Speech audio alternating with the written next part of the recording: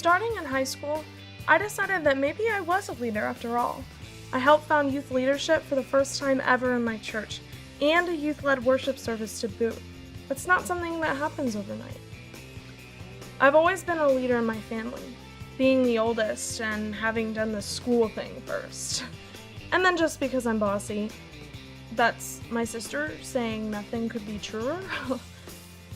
Between my crazy brothers and my spunky little sister, and my crazy parents, I've had to learn a few things, to say the least.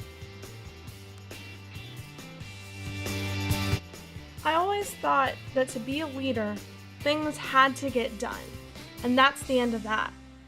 No stopping or standing, and certainly no pause. I watched the captains in my color guard struggle to keep order, and I watched my director on competition days trying her best to get us to do what she asked us to do. And I thought, if they were better leaders, we would do what they wanted us to. But that's not necessarily true. I think we had to see that our purpose was aligned with theirs. And then we would fall under theory Y, not X. I've always believed God has a purpose for our lives. And I think that once we find that purpose and we align our purpose with the jobs and the tasks that we have to do in our teams and groups, once we get that alignment, that's when we truly see effective leadership. That's when people do their best, because they know that their purpose in life is aligned with this small little task that you've set forth in front of them. And that's truly when things start happening.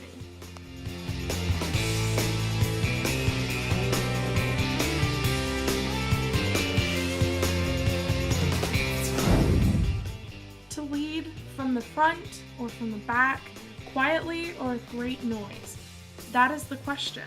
Shall I micromanage or shall I leave well enough alone?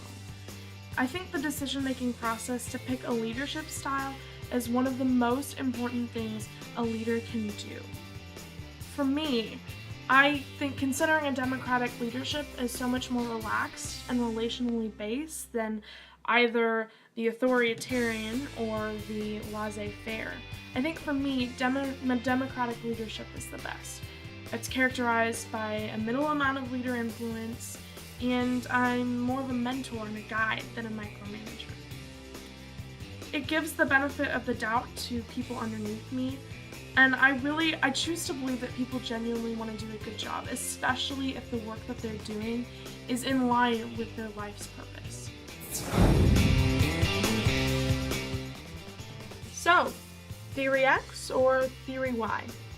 Well, for me, because I just so believe that when people are doing what they feel like they need to be doing, that they're called to be doing, I really think that they do the work and it's as natural and as fun as if they weren't working, as if they were playing.